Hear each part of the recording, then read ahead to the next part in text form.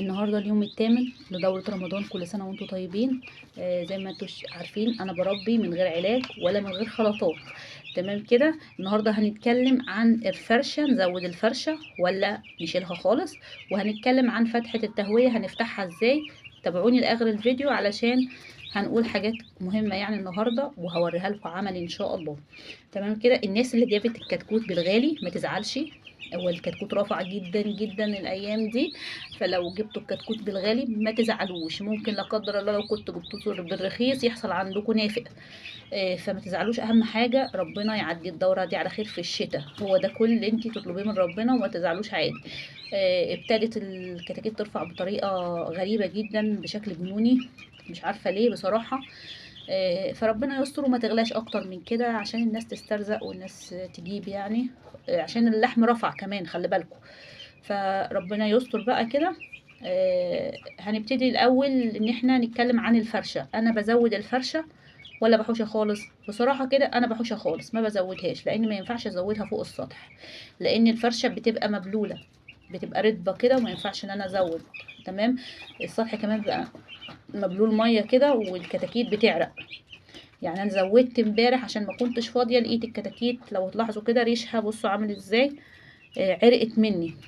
فما ينفعش، يعني بيقعدوا على الارض تتبل، فما ينفعش ان انا ازود الفرشه، فبحوشها. يعني الفرشه دي بحوشها. انا حطيت قبل كاش اهو خشب علشان تحتيهم، وحطيت عليه نشاره علشان السطح بتاعي هيبوظ.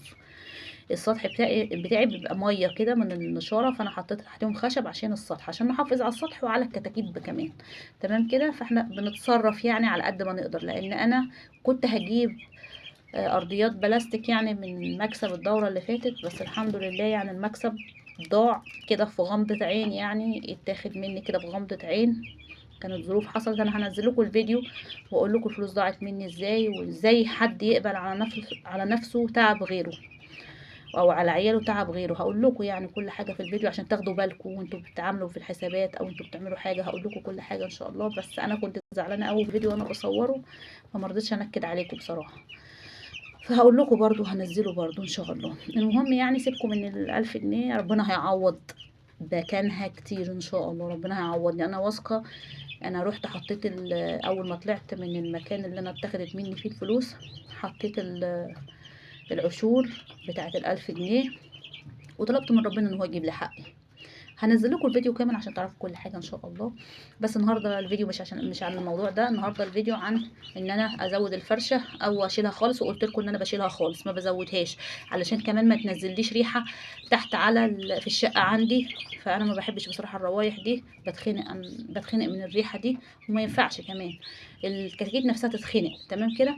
انا فتحه التهويه هوريها لكم عملي اهو. انا فتحت فتحه تهويه من النهارده بس، على فكره انا ما عملتش اي حاجه من ساعه الفيديو اللي فات اللي انا نزلته اول يوم في الاستقبال. ما عملتش اي حاجه، كل حاجه زي ما هي.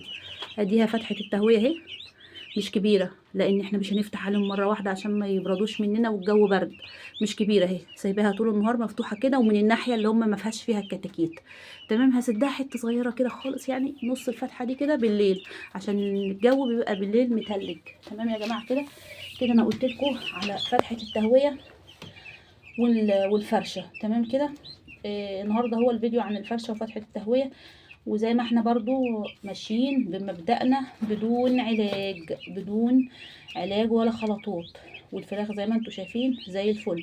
مات واحد مني للمصداقيه اول يوم، تاني يوم جبته فيه، يعني يوم الاستقبال ما ماتش حاجه، تاني يوم اللي هو المفروض اول يوم عندي يعني كده الاستقبال ما بيتحسبش، مات فيه. فهو اكيد جاي تعبان، او يعني حصل له اي حاجه ما مات. دي اعمار. تمام كده. المهم ان ربنا يعني يستر على الباقي وما يموتش وهو كبير. بعد ما ياكلوا العلف كده هتبقى خساره، لكن لما هو مات وهو صغير يعني ما لحقش ياكل حاجه. فده وارد جدا، لان انا كترت في العدد، جبت بدال 40 جبت 70 المره دي، دلوقتي بقيوا 69. ربنا يبارك فيهم يا رب، وما يحصلش نافق تاني ان شاء الله. ان شاء الله مش هيحصل نافق باذن الله، وهناخد بالنا على قد ما نقدر. المهم انا حبيت اقول لكم على موضوع الفرشه والتهويه. الناس اللي هي متابعه معايا حبيت اوريكم ان انا التهويه بفتحها ازاي، والفرشه بحوشها ولا لا، وانا قلت لكم بحوشها كل ما بلاقيها رطبه بحوشها، ما تخافيش، مش هيحصل حاجه. الكلام ده ان انت لو انت هتحوشي هتخلي الفرشه وتفضلي تزودي وتيجي تحوشيها مره واحده، ممكن الكتاكيت يعني ريحه الامونيا تطلع على الطيور عندك، فيجي لها لا قدر الله امراض تنفسيه انت في غنى عنها. فانت طالما اتعودت الطيور بتاعتك ان انت تشيل الفرشه كل 3 ايام او يومين مثلا، خلاص هم اتعودوا على كده. لكن لما تيجي تحوشيها مره واحده هي دي المشكله. تمام، يعني تسيبيها فتره كبيره قوي وبعد كده تيجي تحوشيها، هي دي المشكله. وكمان بيحصل دود وبيحصل يعني حاجات مش حلوه تحت. اكيد انتم مجربين الموضوع ان انتوا تسيبوا الفرشه وتزودوا عليها، دي ما بحبهاش خالص خالص. مش اي حاجه تسمعوها تجربوها، يعني مش لازم. تمام. بننضف تحتهم عادي كده وهم في مكانهم كده بالسكينه بتاعه المعجون، وبنحطه في شنطه كده وهم مكانهم، او تطلعيهم بره لو المكان واسع عندك في نفس المكان، ما تطلعهمش بعيد عن اللمبه. تمام كده. بالنسبه للناس اللي بتحط ملايه او مشمع فوق اللمط كده عشان زياده تدفئه او تكتم عليهم او تعمل، لا بلاش. واحد يعني عشان خاطر ربنا يسترها عليك وعلى عيالكم، بلاش. مش كل حاجه تشوفوها. انا شفت الموضوع ده على النت، كذا كذا حد عامل الموضوع دوت وبيقول يعني ان انتوا تعملوه. بلاش بلاش تعملوا حاجه زي كده. ممكن لا قدر الله الملايه او المشمع تمسك في اللمبه وهتحصل مشكله، مش للطيور بس، ده هتحصل مشكله للبيت كله لا قدر الله.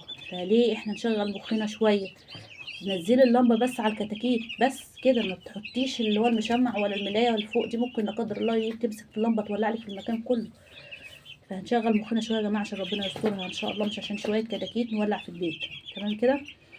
آه. ولو انتوا في اي مشكله، لو انا قابلتني مشكله، انا هقول لكم انا اتعاملت معاها ازاي وايه اللي حصل. يعني زي ما قلت لكم كتكوت مات، انا مش بخبي حاجه، هقول لكم كل حاجه. لو انتوا عندكم مشكله بتقابلوها في الكتاكيت، انا بقول لكم كل حاجه. انا يعني لما حصل عندي دور برد قلت لكم انا حطيت ايه، ولو حصلت اي مشكله انا هقول لكم، ولو في اي مشكله عندكم قولوا لي، وانا يعني اللي انا بعالج بيه بقوله لكم بكل امانه وبكل مصداقيه.